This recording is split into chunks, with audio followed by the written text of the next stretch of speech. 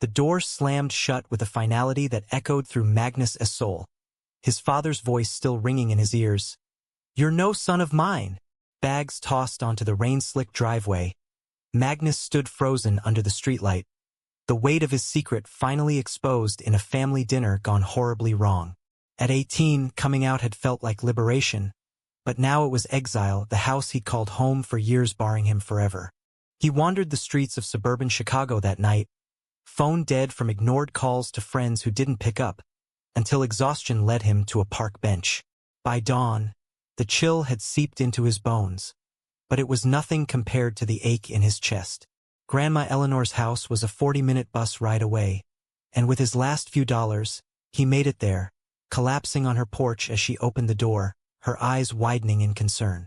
"Magnus, my boy, what happened?" she asked, pulling him inside her cozy bungalow, the smell of fresh-baked cookies wrapping around him like a hug. He broke down then, sobs racking his body as he told her everything.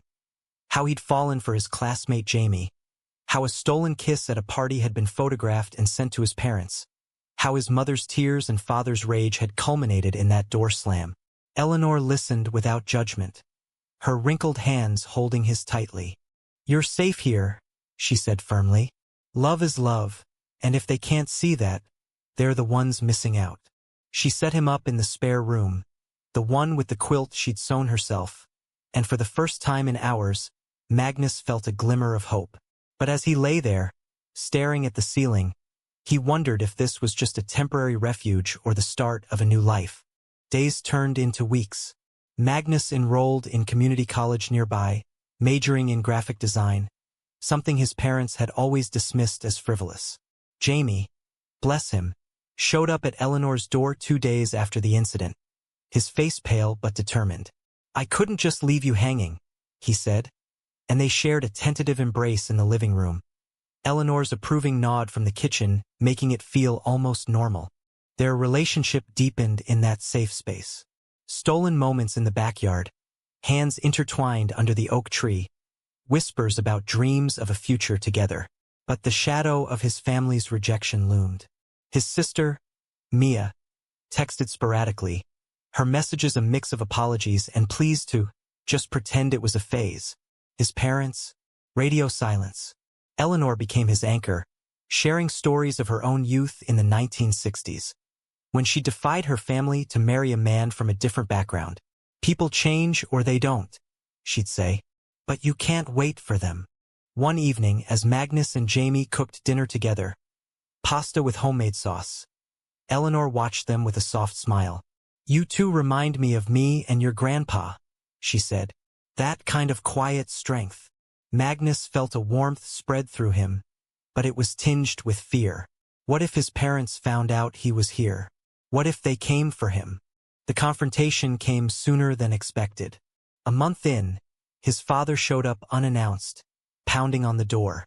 "Mom, open up. I know he's here." Eleanor stood firm, her small frame blocking the entrance. "Richard, you threw him out. He's staying with me now." The argument escalated, voices raised about sin, family values, and disappointment. Magnus hid in the hallway, heart pounding, Jamie's hand on his shoulder, the only thing keeping him grounded.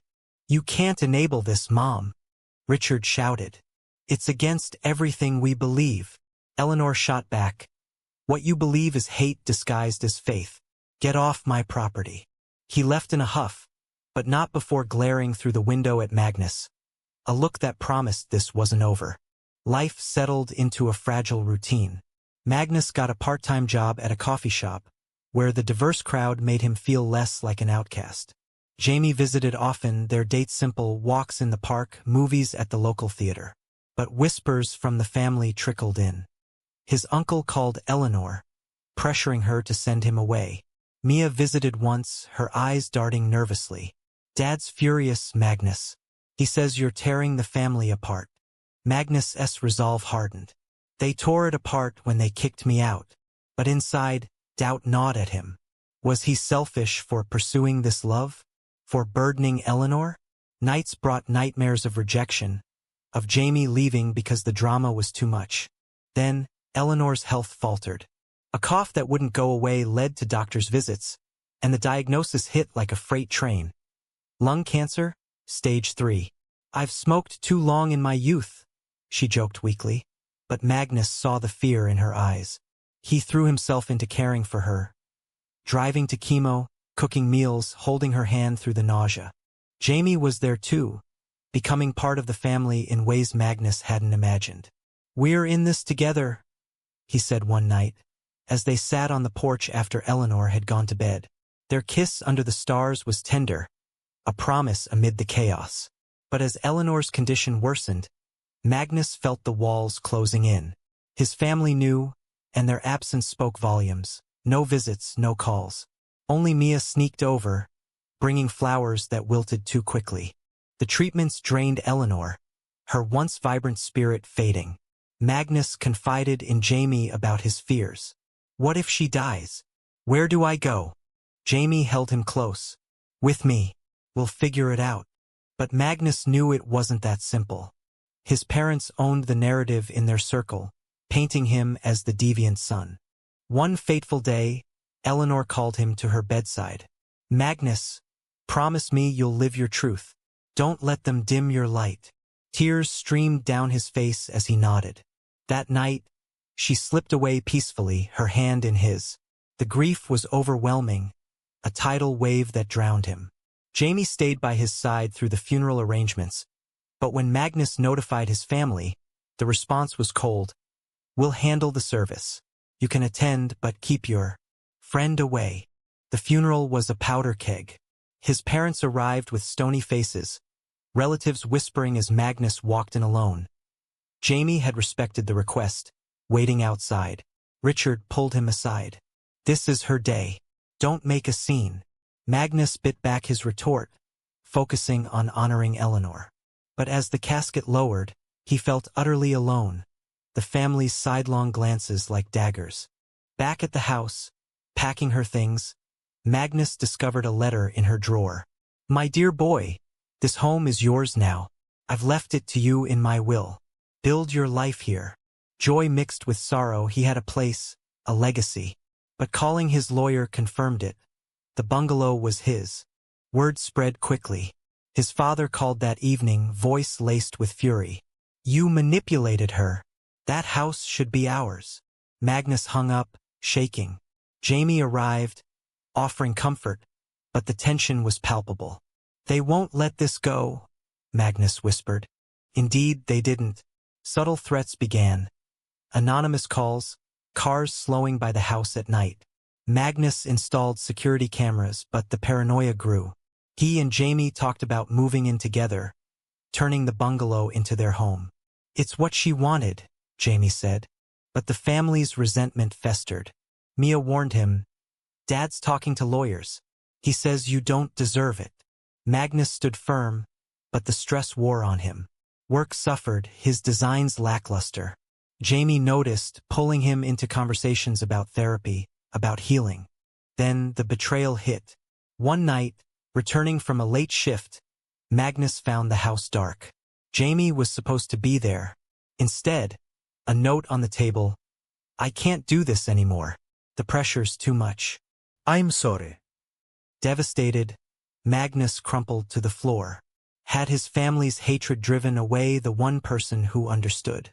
Alone in the bungalow that now felt like a tomb, Magnus stared at Jamie's note, the words blurring through tears. How had it come to this? Just weeks after Eleanor's death, the man he'd loved for over a year had walked out, unable to bear the weight of the ongoing family feud. The silence was deafening, broken only by the tick of the grandfather clock Eleanor had cherished. He didn't sleep that night, replaying every moment. Their first date at the lakeside, Jamie's laugh echoing over the water. The way he'd stood by Magnus during the coming-out fallout. But lately, the harassment had escalated. Eggs thrown at the windows, slurs spray-painted on the fence. Jamie had grown distant, flinching at every noise. "I love you, but this is destroying us," he'd said once. Magnus hadn't listened. Morning brought a harsh reality. He called Jamie, but it went to voicemail. "Please come back. We can fight this together." No response. Desperation led him to Mia's apartment downtown. She opened the door cautiously. Magnus. What are you doing here? I need to know if Dad's behind this, he demanded, pushing past her. Mia sighed, closing the door. He's angry, yeah, but Jamie leaving? That's on you too. She paused, eyes softening. Look, Dad's contesting the will. He says Grandma wasn't in her right mind. Magnus's blood boiled. She was sharper than any of us. This is about control. Mia nodded reluctantly. Maybe, but you coming out. It broke Mom. She's in therapy now. For the first time, Magnus felt a pang of guilt. Had his truth caused this much pain? But no, he hadn't chosen to be gay. They'd chosen to reject him. Back home, he fortified himself. He hired a lawyer to defend the inheritance, poring over documents late into the night. The bungalow, with its creaky floors and sunlit kitchen, became his fortress. He threw himself into work, designing logos for local LGBTQ+ groups, finding purpose in advocacy. Weeks passed without Jamie. Magnus joined a support group, sharing his story amid nods of understanding. Family rejection is common, the facilitator said, but healing starts with self-acceptance. There, he met others who'd lost homes, loves, lives to prejudice. It fueled his resolve, but loneliness gnawed. Then, a knock at the door. Heart leaping, he opened it to find Jamie, looking haggard. Can we talk? They sat on the couch, the space between them vast. I freaked out, Jamie admitted.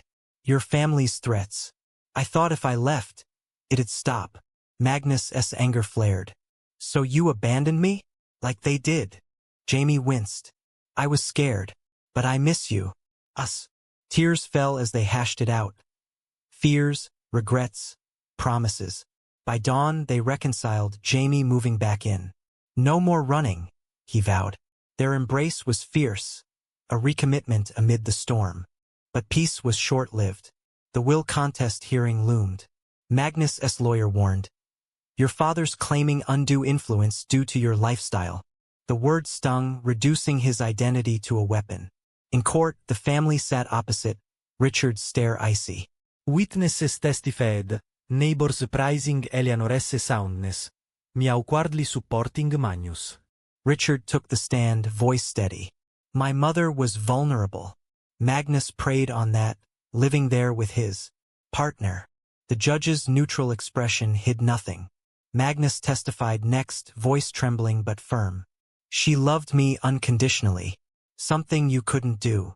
The room tensed, murmurs rippling. The ruling favored Magnus, the will stood. Relief washed over him as he hugged Jamie outside. But Richard approached, face twisted. This isn't over. You'll regret this.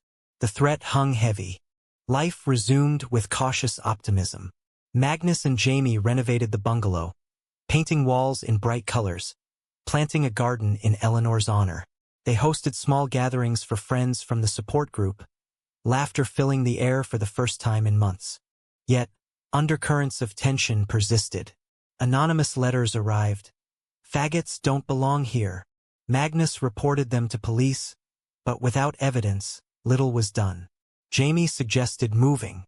Start fresh somewhere accepting. Magnus resisted. This is my home. Her gift. The breaking point came during Pride Month. They attended the Chicago parade, hands linked amid rainbow flags. It felt empowering, but photos surfaced online, tagged to his family. Mia called in panic. Dad saw. He's raging. That night, sirens woke them. Flames licked the bungalow's roof, smoke billowing. Magnus grabbed Jamie, fleeing as firefighters arrived.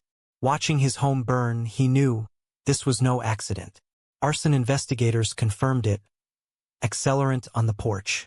In the motel they checked into, Magnus broke. They did this. My own family. Jamie held him. We have to prove it. But doubt crept in. Was holding onto the house worth this? The insurance would cover rebuilding, but the scars ran deeper. Interviews with police revealed leads. A neighbor saw a car matching Richard's, but alibis held. Family dinner miles away. Mia visited, distraught. I don't believe Dad would. But he's changed. Bitter. Magnus confronted his parents at their home, Jamie by his side. His mother opened the door, eyes red. Magnus. Richard appeared, unyielding. What do you want? Magnus accused. You burned it down. Denial flew. Ridiculous. You're paranoid. The argument exploded, years of hurt unleashed. You threw me out like trash. Magnus gilled. Richard retorted. You chose sin over family. His mother wept. We just wanted you to be normal. Jamie interjected. Love isn't sin. Your hate is. They left unresolved, the divide wider. Back at the motel, Magnus pondered. Rebuild or let go? Jamie suggested therapy together. We can't let this define us. As investigations stalled, Magnus felt adrift. The support group rallied, offering temporary housing. There, he reflected on choices. His coming out, staying with Eleanor, fighting for the inheritance. Each had a price, lost family, endangered love. One evening, Mia showed up unexpectedly. I have something. A recording on her phone. Richard ranting to uncles about teaching Magnus a lesson. Evidence? Shaky, but enough for police to reopen the case. Handing it over, Magnus felt a mix of triumph and sorrow. Betraying family to seek justice, another moral quandary. As arrests loomed, he wondered if reconciliation was possible, or if some bridges were meant to burn. The arrest came swiftly, like a storm breaking after endless tension. Police cars pulled up to his parents' house, sirens blaring in the quiet suburb. Magnus watched from afar, Jamie's hand gripping his tightly. Richard was led out in handcuffs, his face a mask of shock and defiance. This is a mistake, he shouted. But the evidence Mia provided sealed it. His voice on tape, admitting to hiring a local thug for the arson. In the precinct, Magnus gave his statement, voice steady despite the turmoil inside. He couldn't accept me, so he tried to destroy what Grandma gave me. The detective nodded sympathetically. Family disputes like this, they're ugly. His mother, bailed out as an accessory, called later, sobbing. How could you do this to us? The irony burned. How could you do this to me? Magnus replied, hanging up. The trial date set, the media caught wind. Local news ran stories on family torn apart by homophobia and arson. Magnus declined interviews, but the publicity brought support. Donations for rebuilding, messages from strangers sharing similar stories. Jamie stood as his rock, but cracks showed.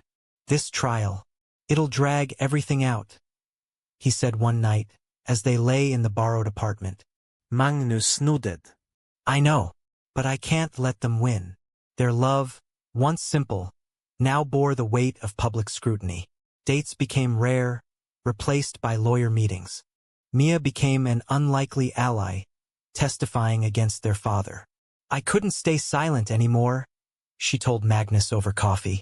What he did was wrong, but the cost was high, shunned by extended family, her own relationship strained. Is truth worth losing everyone? She asked. Magnus had no answer. As pretrial hearings began, revelations poured out. Richard's defense painted Magnus as manipulative, claiming the inheritance dispute drove him to extremes. My client acted in grief, the lawyer argued. Magnus sat in the gallery, fists clenched. When he took the stand, questions probed deep. Did your lifestyle influence your grandmother unduly? Objection sustained, but the damage lingered. Outside, protesters gathered, some for LGBTQ+ rights, others spewing hate. Jamie shielded him from cameras, but the exposure wore them down. Maybe we should leave Chicago, Jamie suggested. Magnus hesitated. Running feels like defeat. The trial proper was a battlefield. Prosecutors presented the tape, forensic evidence linking the arsonist to Richard's payments. Defense countered with character witnesses, church friends vouching for his moral standing. Richard testified, tears in eyes. I lost my mother, then my son to this choice. I lashed out. Cross-examination was brutal. You mean you hired someone to burn his home because he's gay? The jury shifted uncomfortably. Magnus watched, emotions swirling. Pity for the man who'd raised him, rage for the destruction. His mother's testimony broke hearts. I love Magnus, but I fear for his soul. Sobs echoed. Magnus met her gaze, seeing regret, but also unyielding belief. Mia followed, voice firm. Dad planned it. I heard him. The family rift laid bare for all. Verdict day loomed.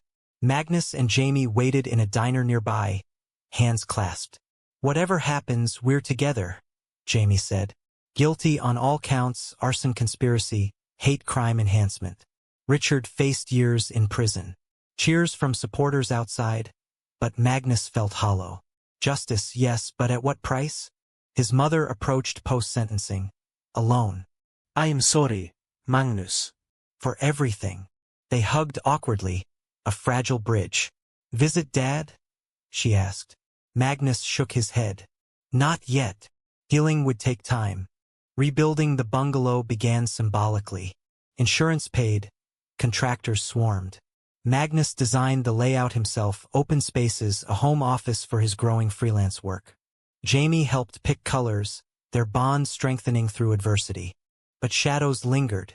Therapy sessions uncovered deep wounds. Abandonment issues, trust fears. I pushed you away once, Jamie confessed. Won't happen again. They attended couples counseling, learning to communicate amid chaos. Community embraced them. Magnus spoke at LGBTQ+ events, sharing his story to inspire. Rejection hurts, but resilience saves. Applause followed, but imposter syndrome nagged. Had he truly overcome? A year post-arson, the house stood renewed, a phoenix from ashes. They hosted a housewarming, friends toasting to new beginnings. Mia attended, mending sibling ties. Even his mother sent a card. Proud of you. Yet, Richard's letters from prison arrived. Apologies mixed with pleas for forgiveness. I was wrong. Can we talk? Magnus debated, torn between closure and caution. Jamie advised, only if you're ready. The decision weighed heavy. Visiting day, Magnus sat across from his father, glass between them. Richard looked older, broken. I let fear rule me. Your grandma tried to tell me. Tears fell. Magnus liste ned. Emotionsra. I forgive you, but trust? That's earned. Leaving, Magnus felt lighter, but questions swirled. Was forgiveness obligatory? Did it erase the pain? Life moved forward. Magnus' career flourished. Designs featured in national campaigns. Jamie proposed one evening in the garden. Ring simple but sincere. Through fire and all. Yes, tearfully accepted. Wedding planning brought joy, but family invites sparked debate. Mother yes, father. Pending. Mia walked him down the aisle in a small ceremony. Vows echoing commitment. Honeymoon in California. Beach walks hand in hand. We made it, Jamie whispered. Magnus nodded, but reflected on the journey. Rejection, loss, vengeance, redemption. Back home, normalcy settled. But a call shattered it. Richard's early release for good behavior. He wants to meet. Magnus pondered the risks: relapse into hate, or genuine change. Meeting at a neutral cafe, tensions high. Richard arrived humbled. I'm in therapy, learning about acceptance. Conversation flowed cautiously. Childhood memories, regrets. I missed so much of your life. Magnus shared milestones, the wedding, career. Richard listened, eyes softening. I'm proud, son. A tentative hug ended it. A step toward reconciliation. But not all wounds heal cleanly. Distrust lingered, visits sparse. Magnus focused on his life with Jamie, building a future free from past shackles. One night, as they watched stars from the porch, Magnus voiced the lingering doubt.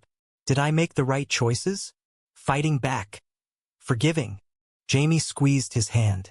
You survived. That's what matters. Years blended into a tapestry of routine and revelation for Magnus and Jamie. The bungalow, once a symbol of loss, now thrummed with life. Their adopted dog barking at squirrels, friends dropping by for barbecues. Magnus' graphic design firm expanded. employing young LGBTQ+ artists, turning pain into purpose. Jamie pursued teaching, inspiring high schoolers with stories of resilience. But the past's echoes persisted. Richard's release brought sporadic family gatherings, awkward at first. Thanksgiving at his mother's. Small talk over turkey, avoiding hot topics. Past the gravy? Masked deeper unsaids. Mia bridged gaps, her own life flourishing in social work, advocating for family reconciliation programs. One such dinner, Richard broached the arson. I can't undo it, but I'm sorry every day. Magnus nodded. Apologies are starts, not ends.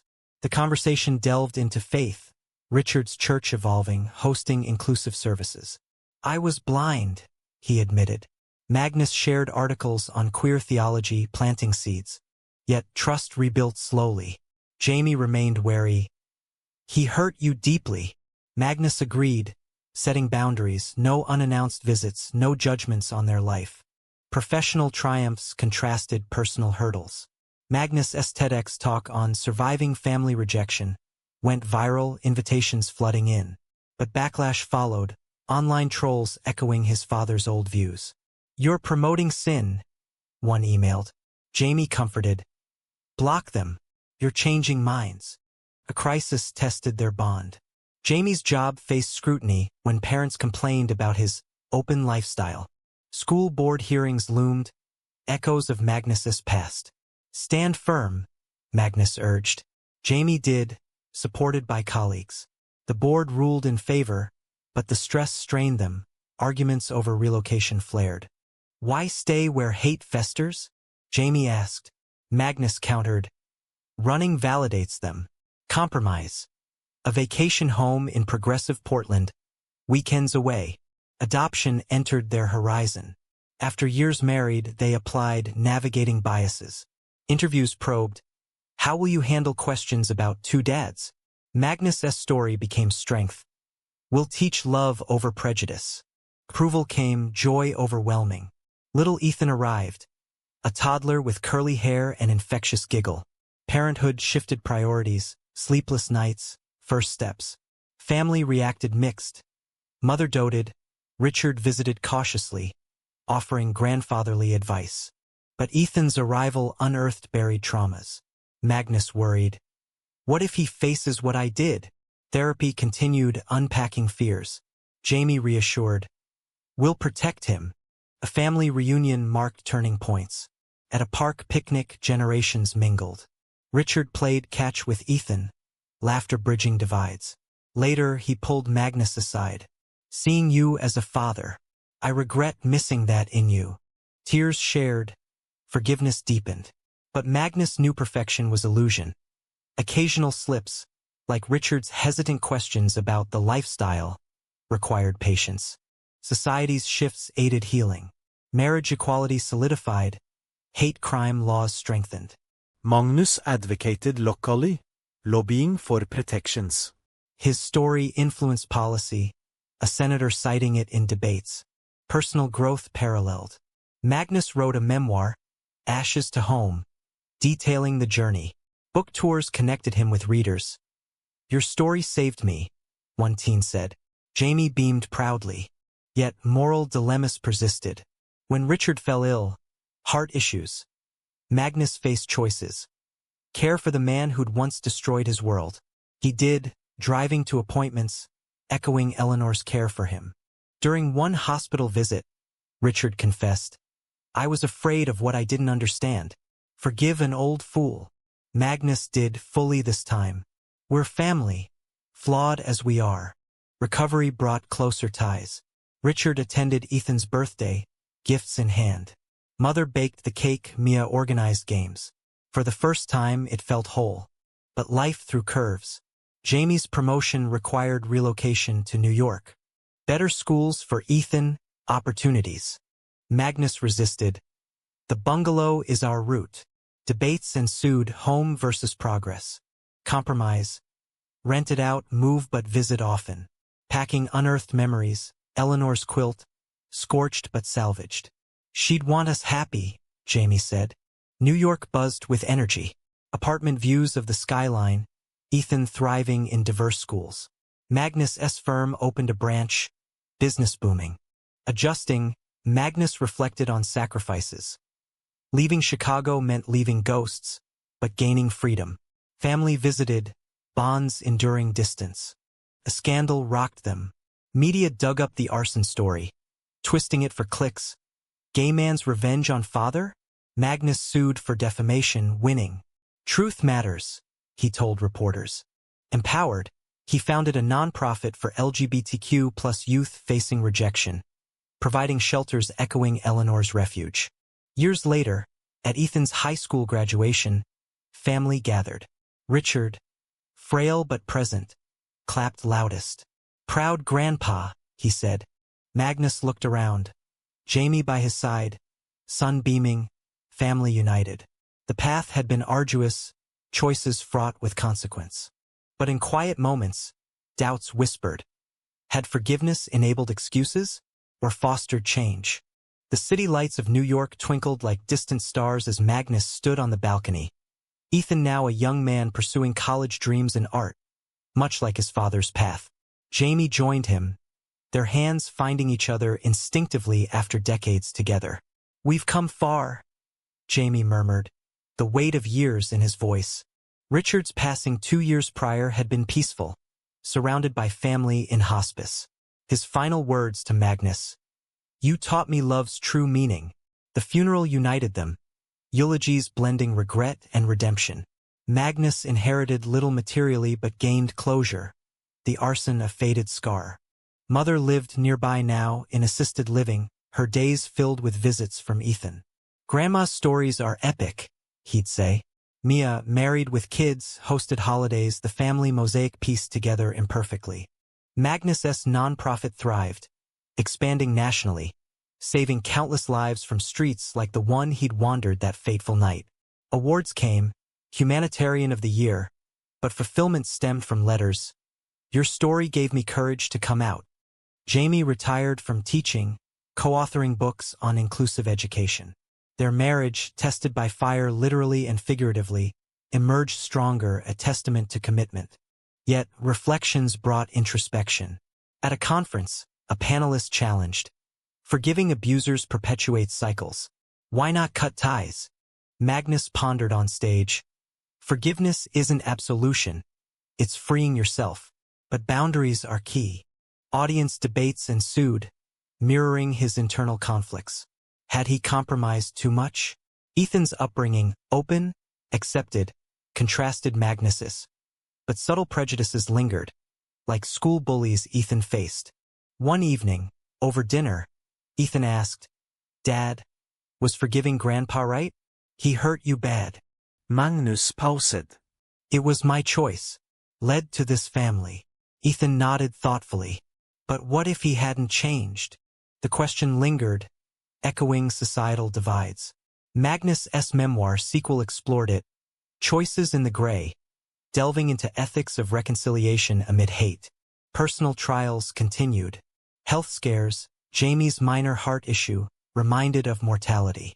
"We've paid our dues," Magnus said during recovery. Jamie smiled. "And earned our joys." Ethan's coming out as by added layers. "I'm scared," he confided. Magnus hugged him. "We've got you. Society's better, but fight remains." Supporting him reignited advocacy fire. A family crisis tested resolve. Mia's husband, conservative roots showing, made offhand remarks at a gathering. "Kids need a mom and dad." Tensions flared. Magnus defended, "Love makes a family, not gender." The argument divided, Mia torn. Resolution came through dialogue, Mia's husband apologizing after education. "I was ignorant." Change incremental but real. As Magnus aged, legacy loomed.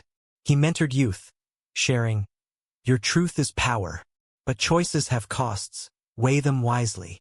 Retirement brought travel, Europe, Asia, hands held publicly, a far cry from hidden kisses.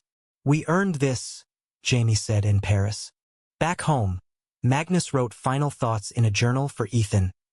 "Life's drama is in decisions. Mine led here. To love, loss, growth. Gazing at old photos, Eleanor's smile, the burned bungalow, wedding vows, he marveled at the arc. The story of Magnus's life, woven with threads of rejection, resilience, and redemption, leaves one pondering. In the face of familial betrayal rooted in prejudice, is forgiveness a path to healing or a concession to injustice? The city lights of New York twinkled like distant stars as Magnus stood on the balcony, a gentle breeze carrying the hum of the metropolis below. Ethan, now 22 and pursuing a degree in fine arts at NYU, had just left for a study abroad program in Italy, his excitement palpable in the goodbye hug. Jamie joined Magnus, slipping an arm around his waist, their silver wedding bands catching the light. "We've come so far, haven't we?" Jamie murmured, his voice carrying the weight of shared decades, trials, and triumphs. Richard's passing 2 years earlier had been a quiet affair, the old man slipping away in hospice surrounded by the family he'd once fractured. His final words to Magnus, whispered through labored breaths, had been, "You taught me what love really means, son. Thank you." The funeral had brought them all together, eulogies blending tales of regret with hard-won redemption. Magnus had inherited little in material terms, a few heirlooms, an old watch, but the emotional closure was priceless, the arson now a faded scar on the canvas of his life. His mother, now in her 80s, resided in a cozy assisted living facility nearby, her days brightened by Ethan's visits when he was in town. "Grandma's stories are epic. She's got dirt on everyone," Ethan would say with a grin. Mia, settled in her own life with a husband and 2 children, hosted holiday gatherings that had evolved into warm, if occasionally tentative, affairs. The family mosaic, once shattered, had been pieced back together, though the cracks remained visible, a reminder of the work required to hold it all in place. Magnus's nonprofit had grown into a national beacon, with chapters in major cities providing shelters, counseling, and legal aid to LGBTQ+ youth facing rejection. Awards had piled up: Humanitarian of the Year from the Human Rights Campaign, a spot on Time's influential list, but true fulfillment came from the personal letters. "Your story gave me the courage to come out to my parents," or, "Because of your center, I didn't end up on the streets." It was Eleanor's legacy reborn, her bungalow's spirit multiplied 1,000-fold. Jamie had retired from teaching high school English, channeling his passion into co-authoring books on inclusive education and mentoring young educators.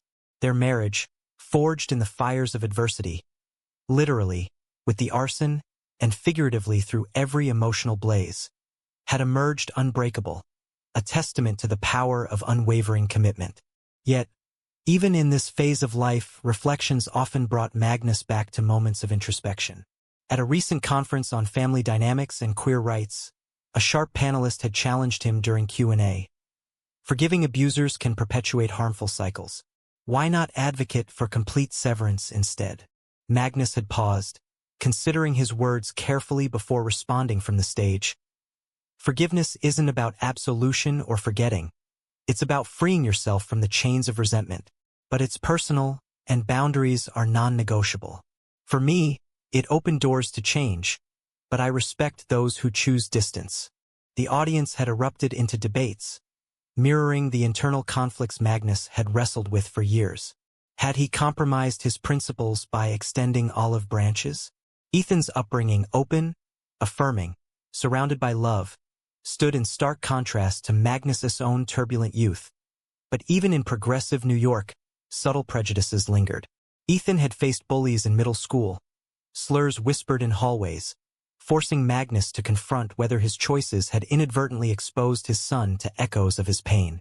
One evening over a family dinner before Ethan's departure, the young man had turned serious, fork paused midair. "Dad, was forgiving Grandpa the right call? He hurt you so badly. Threw you out, burned your house." Magnus had set down his glass, meeting his son's gaze. "It was my choice, Ethan, and it led to this, to us being a family again in our way. But forgiveness doesn't erase history. It reshapes the future." Ethan had nodded thoughtfully, then asked, "But what if he hadn't changed? Would you still have done it?" The question had hung in the air, a thread pulling at the fabric of Magnus's convictions. much like the broader societal divides on reconciliation versus accountability. In his sequel memoir, Choices in the Gray, Magnus delved deeper into these ethics, exploring the nuanced terrain of mending bonds amid deep-seated hate, drawing from personal anecdotes and expert insights. Personal trials hadn't ceased with age. A few years back, Jamie's minor heart scare, a blocked artery caught early, had reminded them both of mortality's shadow. Hospital nights had been filled with quiet conversations about legacies and unlived dreams. "We've paid our dues in spades," Magnus had said during Jamie's recovery, holding his hand. Jamie had smiled weakly, and earned every joy along the way. Ethan's own coming out as bisexual during college had added new layers to their family narrative. "I'm scared of how the world might react," he'd confided one night over video call. Magnus had felt a surge of protectiveness. "We've got your back. Always. Society's come a long way, but the fight isn't over. We'll stand with you." Guiding Ethan through it had reignited Magnus' advocacy fire, volunteering at campus pride events. Then came a fresh family crisis that tested their hard-earned resolve. At a holiday gathering hosted by Mia, her husband, whose conservative upbringing occasionally surfaced, made an offhand remark during dessert. "Kids really need a mom and dad to turn out right, don't they?" The table had frozen, tensions igniting like dry tinder. Magnus had defended firmly, "Love and stability make a family, not gender roles." Ethan's proof of that. The argument had escalated briefly, dividing the room, with Mia caught in the crossfire, her face flushed with conflict. Resolution had come through patient dialogue over the following weeks. Mia's husband, after reading resources Magnus provided and attending a workshop, had apologized sincerely. "I was ignorant, speaking from old biases," he'd admitted. The incident underscored change's incremental nature, but also its possibility. As Magnus entered his later years, thoughts of legacy dominated. He mentored emerging leaders in the nonprofit, imparting wisdom. "Your truth is your greatest power, but every choice carries a cost. Weigh them with heart and head." Retirement had finally beckoned, bringing travels to Europe and Asia, where they walked hand in hand through historic streets, a freedom unimaginable in their youth. "We earned this peace," Jamie had said atop the Eiffel Tower, wind tousling their graying hair. Back in New York, Magnus penned final thoughts in a leather-bound journal intended for Ethan. "Life's greatest drama lies in the decisions we make under pressure. Mine, coming out, fighting for justice, choosing forgiveness, led me here, to a life rich with love, marked by loss, and defined by growth." Gazing at faded photos scattered on the table, Eleanor's warm smile, the charred remains of the bungalow, their wedding vows exchanged amid friends. He marveled at the improbable arc of it all. The story of Magnus' life, intricately woven with threads of brutal rejection, unyielding resilience, and tentative redemption, ultimately leaves one profound question lingering in the air, inviting endless debate. In the face of deep familial betrayal rooted in unyielding prejudice, is extending forgiveness a genuine path to personal and communal healing, or does it unwittingly serve as a concession to the very injustice it seeks to overcome?